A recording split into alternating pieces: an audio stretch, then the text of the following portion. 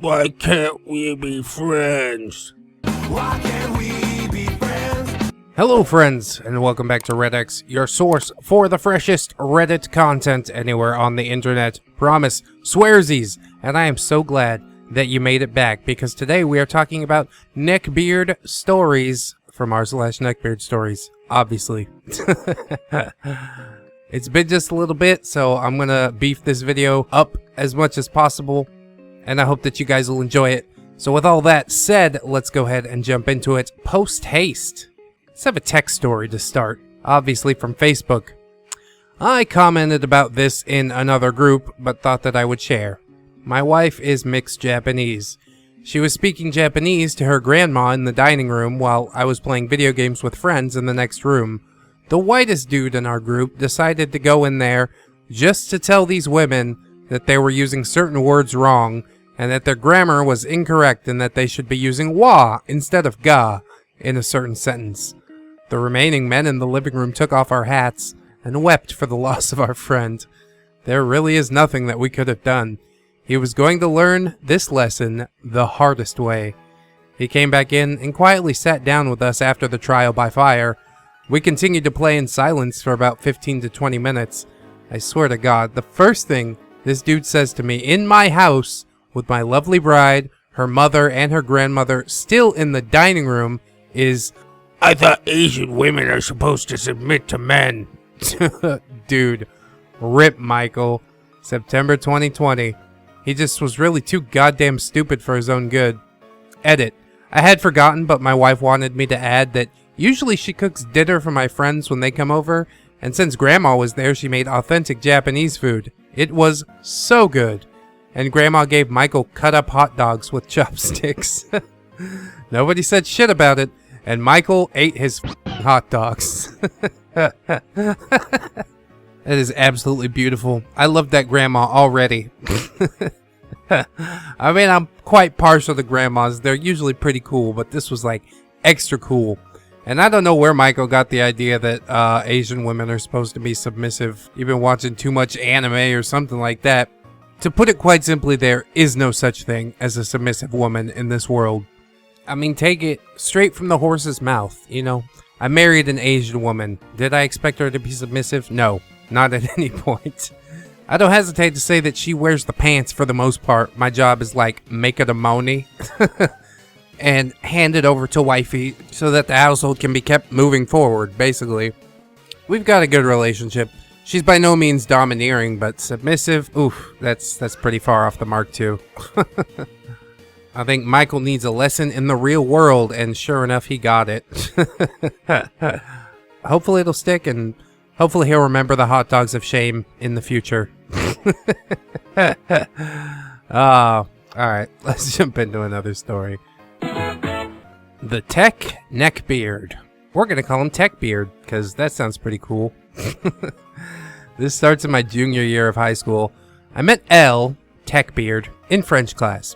He was nice and good at French, as he'd been in a French immersion school up until high school. He wasn't attractive whatsoever. He was a little under my height, 5'6", wore glasses, had braces, was a bit overweight, and had weird face hair that he didn't shave. I befriended him. He seemed lonely and quiet, so I took a chance on him. He was nice at first. We talked about our favorite things, our hobbies, the usual stuff. I had a boyfriend at the time, and I was very in love with this boyfriend, and TechBeard knew that. TechBeard talked to me about how no one liked him and how I was his only friend. He told me his dog didn't even like him. He told me about years of bullying at his old school and about his self-harm. I comforted him and sent him some phone numbers, suicide hotlines, self-harm hotlines, etc. He asked for hugs constantly, which made me very uncomfortable. I would try to lose him in the crowd of students going to their next period. French was our last period, and I went to see my boyfriend after French every single day. One day I decided to just get it over with and hug this guy. The best I could do was a side hug. My boyfriend was there, and he knew I was very uncomfortable, so he let the hug happen, but ended it quickly for me. TechBeard texted me after and said that he wanted a bigger hug.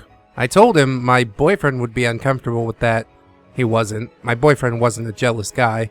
Eventually, TechBeard started texting me more and more about his mental health, tried to get me to feel sorry for him. One night at around 11 p.m. on a school night, TechBeard calls me, tells me that he'll kill himself if I hang up on him. I freaked out and I told my mom, and she insisted we call the cops on him. There was no other way. We found his address through some intense searching on the school website and called the police to his location. I told TechBeard what had happened and that the police were on their way. He freaked out on me and went to his mom while still on the phone with me. He'd had no intention of killing himself whatsoever, and was even on the phone with another poor girl, now one of my good friends, saying the same things. After the police had found him and things happened on their end, the police talked to me, thanking me for my quick action and thinking. Then his mom was on the phone with me, thanking me as well. The night ended around 2 a.m. He texted me to tell me that I'd saved his life. Sure, bud, sure. He manipulated myself and another girl to feel sorry for him, when really he was just trying to get some attention and some e-girl pussy. My good friend said that he'd tried to ask her out, and got rejected of course, and that was one of the reasons that he was so upset that night apparently. He was on medication and was seeing a therapist a few times weekly. Did he really need 2 teenage girls to therapize him as well? I didn't talk to him after that. I felt horrible for falling for his manipulation, and I began to resent him. My senior year was quieter, though he did try to ingratiate himself with my friends and I. As a sophomore in college now, I'll never really forget this. I know the signs now. If anyone else goes through something like this, I wish you the best. Don't fall for their schemes like I did. There's a lot of things OP could have been different. In the end, this guy was a bag of trash. But if you're uncomfortable with a hug, you can just say that. I don't feel like hugging you. I'm not comfortable with that. And if they can't accept that, then good. That's probably not a person that you want to be hugging anyways. You know what I mean? Part of me wonders why he's called the Tech Neckbeard. Doesn't he seem more like a French beard or something like that? There wasn't much mention of tech at all in the story as far as I could tell. So that might be a sign to me that it's made up, at least in some form or fashion. Maybe exacerbated from what actually happened. OP referring to herself as e-girl pussy. Like, what is up? What is up with that? I don't understand. But either way, looking through it all, there is a good lesson at the end of the day. To stand up for yourself, not let yourself be taken advantage of, and most importantly, not letting yourself be manipulated like that. I think that calling the cops was the right thing to do in that situation. I mean, if you've got a suicidal person on the phone, unless you are a therapist or work at a suicide hotline, like, what are you even supposed to do? I'm not that much of a sympathetic person myself, honestly. I don't deal well with emotions. So yeah, handing the problem off to somebody else might seem cold, but they're definitely more qualified to deal with it than I am. Anyways, let's jump into one more story. This one's beefy, and then I'm gonna get out of here. That neckbeard that would never leave me alone, as neckbeards are wont to do. Hello all. First time posting a story on Reddit, so I hope you like it. I've watched a lot of videos about these kinds of stories. Any from ReddX? Heh. And I thought I would share mine. I hope you like it. So, for a bit of background, I'm a Christian, and when I was just starting college, I stayed home for my first 2 years of school to go to a community college and save up some money. Highly recommended to do so, by the way. So, while I was still living at home and having no friends, my mom really wanted me to attend my church's young adult group every Thursday night, where all the young adults would come together and do the normal church routine of singing and hearing a message, and then discussing about it. This church was big, so they had a decent-sized turnout for events like this. I enjoyed it, and it got me out of the house, so I regularly attended it when I could. Fast forward about a year, and it's the summer before my second year of college. I was working on applying for the college that I would later attend, but I was still going to be around town for another year. This particular Thursday, I wasn't in the mood to be there, but I saw my brother-in-law's brother, who's a year older than me, and he asked me to sit with him. We weren't super close, but we liked talking about how my sister was expecting a baby and how excited we were to be an aunt and an uncle. When I sat down, I knew nobody there, but I tried to enjoy myself, and then we were done within an hour. When we finished, though, one of the guys at my table walked up to me and wanted to discuss the baseball hat that I was wearing. The hat had our local team on it, and this guy was really into sports apparently. Let's call him Mike. Lovely to meet you, Mike. I dubbed the SportsBeard. SportsBeard was in his early 20s, really tall, pretty big, had on a hat with the local basketball team on it, and a Marvel Civil War t-shirt on. And you guessed it, he had a neckbeard. Nice, real neckbeard. Whenever I saw him, his style never changed. Now this guy sweated a lot, so he smelled a bit ripe, but I'm pretty sure that he did shower, so he didn't have the full appearance of a neckbeard. Anyways, SportsBeard started to chat with me a lot, trying to see if I was a sports nut. I'm not. But then he realized that I like superheroes. I like DC and he liked Marvel, so we talked about that and the Infinity War movie until it started to get awkward. I left that conversation with the guy just having my first name. He didn't know my last name, and he didn't have my number. All he knew was my name. It was nice to talk to him, being that I've never been able to be that nerdy around family or friends. However, SportsBeard always seemed a bit off to me. After a few days, and I completely forgot about him, I saw a friend request on Facebook from him. To this day, I still don't know how he found me, but like the naive little girl that I am, I accepted the request and let the floodgates open. During the next year, I grew very close to him. He and I would sit together at Young Adults every Thursday night, text every waking minute during the week, and I would even go to his parents' house an hour away from mine so we could go see superhero movies together and play video games. Now, I need to preface my stupidity here. I realize in hindsight that I should not have done a lot of what I did. SportsBeard was a close friend at the time, and if people just saw us together, they would probably assume that we were dating. I never really had a close friend ever, so meeting SportsBeard and connecting with him was like a dream come true for me. I did preface to him multiple times that I never wanted to date and that I just saw him as a friend, and he was supposedly okay with that. But it was really stupid of me not only to go to his house, but to play video games in his bedroom and sit on his bed while we played. Plus, how often we texted each other was just ridiculous. For every one text that I would send him, he would send me like 10. I mean, he would text me good morning every day, we would text for hours on end, and we would even call on occasion. We even had superhero nicknames for each other. After it started to go too far, I started to get uncomfortable. He never called me m'lady, or would compliment me up and down the wall. All he would do was talk about all the friends that had left him. He has friends that bullied him in school, and friends at church that ignored him, and the majority of his texts to me were him hoping that we'd still be friends, because even he could see that I was starting to get uncomfortable around him. I would have to remind him constantly that we were fine so that he would stop bugging me. I felt so bad for him with what he went through that I guess I just wanted to make sure that I would never do that to him. Oh boy, was I wrong. Crap didn't truly start to hit the fan until I went off to college. My college was a state away, so I was making my rounds saying goodbye to everyone that I knew before I left. After a while of being uncomfortable around Mike, I was hoping the physical distance from him would make him back off. By this point, I wouldn't go to Young Adults if I wasn't in the mood to see him.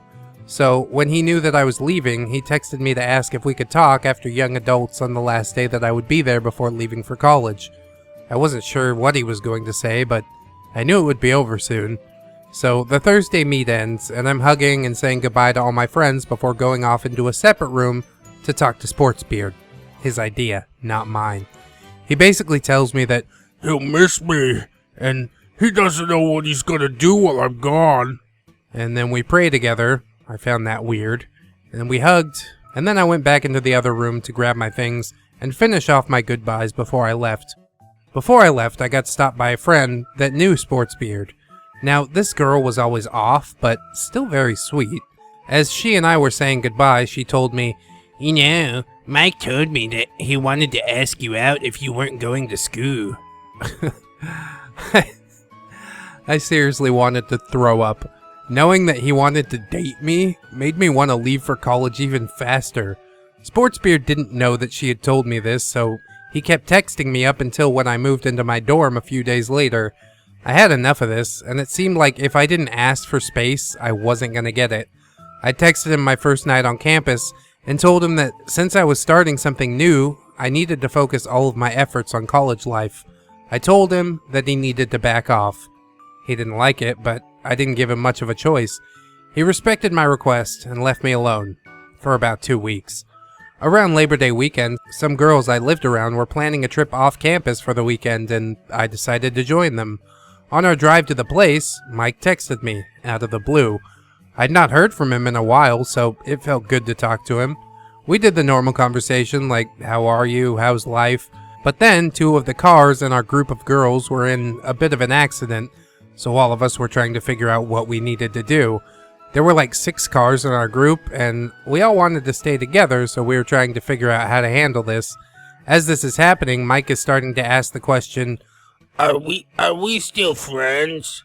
I basically told him, I can't talk right now. Some friends got into an accident. I'll talk to you later. That did not please him. He kept asking if we were good, given what had happened 2 weeks prior. Being that I and 15 other girls were stressed out of our minds, I told him again, I can't talk about this right now. That still didn't stop him. After trying to tell him that this isn't a good time for almost 3 hours as we were sitting at a Taco Bell waiting for the girls to finish up with the accident report with the police, I decided to just ignore his text for the weekend. About time. After the weekend was over, I sat in my dorm and finally wrote down everything that I could think of. I knew that he liked me. He and I texted way too much. I have a life in college, and he needs to find his own life away from me. Now, this is more of a weird thing Mike did, but whenever Mike and I would text, no matter how long or short the message would be, he wouldn't use any punctuation whatsoever. No periods, no commas, no question marks, no quotations, just nothing. He had his reasons, but I don't remember what they were. So after I sent him this message, he sends me a full, run-on sentence about how he's so pissed at me and all he was trying to do was be a good friend. I was finally about to convince him to text me once in a great while, like maybe once every week or 2, so that we could still be friends, and I could also focus on school. Then I did the most freshman thing that you could ever do in college, and I got a boyfriend within 2 months of starting school. I posted on Facebook about it, and Mike found out about it pretty quickly. He started spamming me with questions like, What's he like? Does he like comics? How was your first date? How did you meet? Now, these are questions that I would gladly answer if one of my girlfriends asked me, but I was not planning on gushing about my new boyfriend, Mike the SportsBeard. Around this time was when Mike started noticing that I wasn't texting him back. I'm not sure if it was at this point that I blocked his number and unfriended him, but that did happen at some point around here. That was when he started to email me, either voice memos or even longer run-on sentences in which he said he believed God told him that we were still going to be friends after this. He even said that he had a vision that Jesus told him I was being tempted at my school by Satan. I was at a Christian school, not a public party school, so I was fine. Now, I'm very devoted in my faith, but I don't agree with using your faith in this manner to get someone to do what you want because you say Jesus said so. I basically ignored him by this point. A few weeks go by, fall break was coming up, and I was heading back home.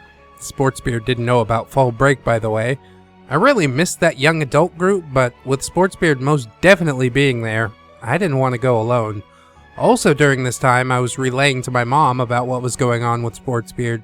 I've dealt with weird men before, so my mom, with my permission, emailed the pastor in charge of the young adult group to talk to Mike.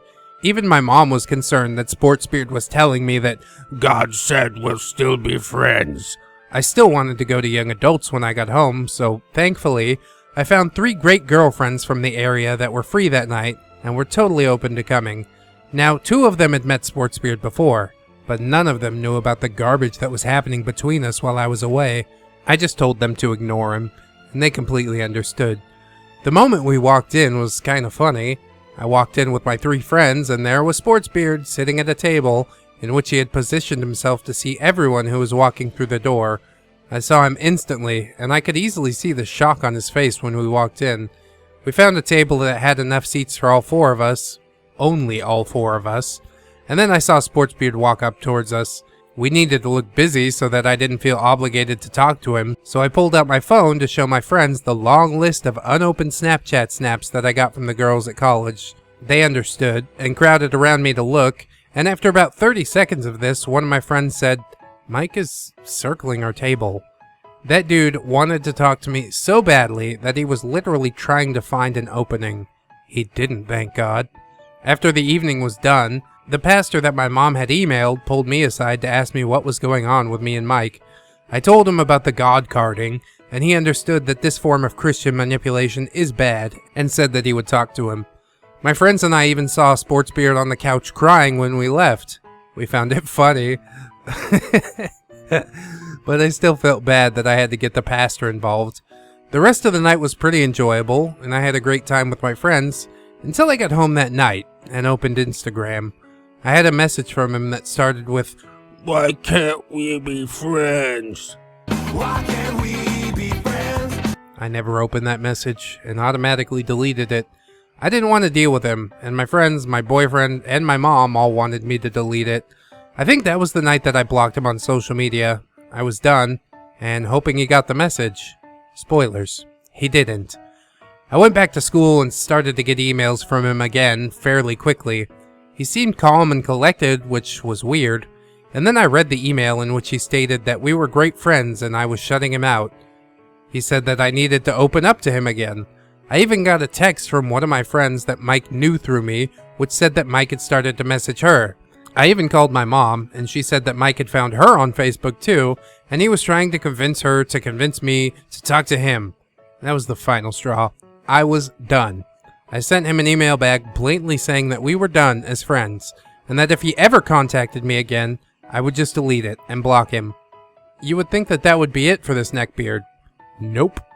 He first tried to get the same friend that he was messaging to hate me, and when he realized that wouldn't work, he wrote hate comments on a second Instagram account that I used for my art, calling me a Sinner. and saying that I Backstabbed him in the butt. His words, not mine. Huh? Oh, I deleted them the moment that I found them. This guy was such a child. I did creep onto his Instagram a few times to see that he would talk about how he left a toxic friendship with a sinner, and even called me by name once to say how horrible of a friend I was, and that he couldn't understand Why I did this to him. At the beginning of the new year, I broke up with my boyfriend, and the next day, I get an Instagram message from one of Mike's secondary accounts saying that He's sorry the relationship didn't end well, and that he was there for me if I needed to talk to him. this guy was blocked from all of my social accounts, and you can only truly tell that we broke up by my Facebook status. Mike was a legit stalker. Yeah, I think that this is not his first time doing this.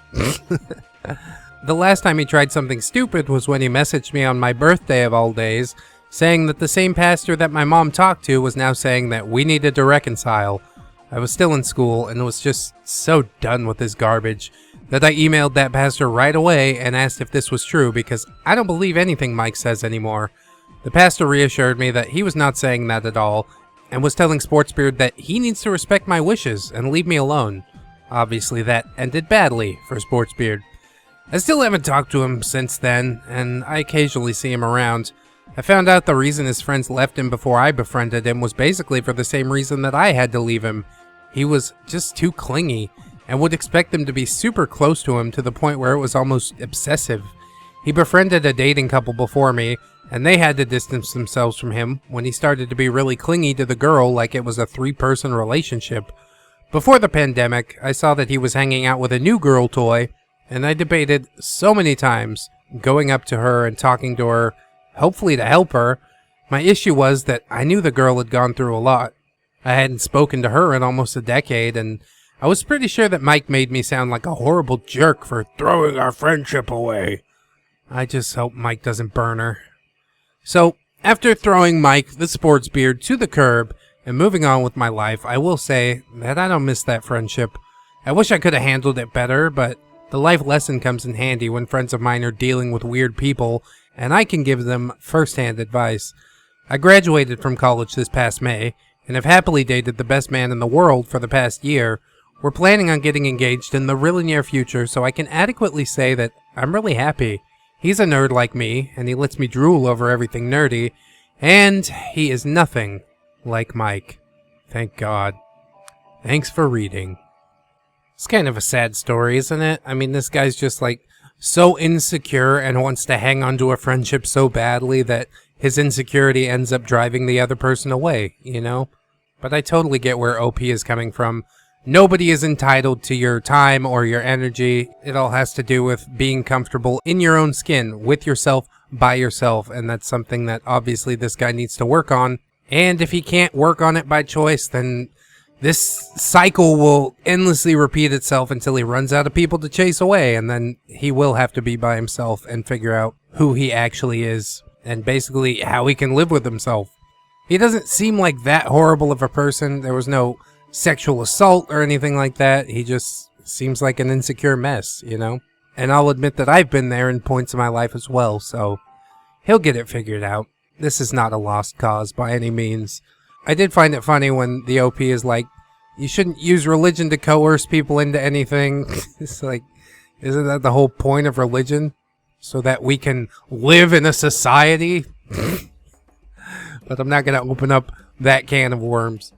This video is quite beefy enough, I do think, and I thank you guys so much for listening along with me. I hope that you'll like, comment, and or subscribe if you did enjoy it. I'm trying to fish up some weeaboo tales. Somebody else also said that I should do neckbeards, but that subreddit is looking a little bit toxic at the moment. I might need to time travel a little bit in order to find the good stuff, because I don't just want to sit here and like look like I'm hating on women or anything like that, which is basically what that sub consists of, at least from my quick glance through it. Anywho, check out the links in the description as well. Twitter, Discord, Patreon. Big shout out to my patrons: Just Austin, Robert Waits, Dot Nathan, Crimson Albedo, Lady Nix, Radimus Cisco, Damon Darkstar, and the OG Nico the Legend. I definitely appreciate all of you guys so much, and I'm sure we'll be back to neckbeards quite soon. Entitled Parent seems to be going the ways of the dinosaurs. You know, it doesn't perform like it used to. The people have spoken and they want neckbeards, so I'm here to bring it to you. So join us next time. In order to do so, you have to keep yourself safe, wear your mask, wash your hands, do not be scared, but always remain anxious and aware. And also take some time for yourself. Do something that you enjoy today. I highly encourage that, because you are worthy, you are loved, and you are definitely worth it. So I will see you in the next one, friends. And until then, bye-bye.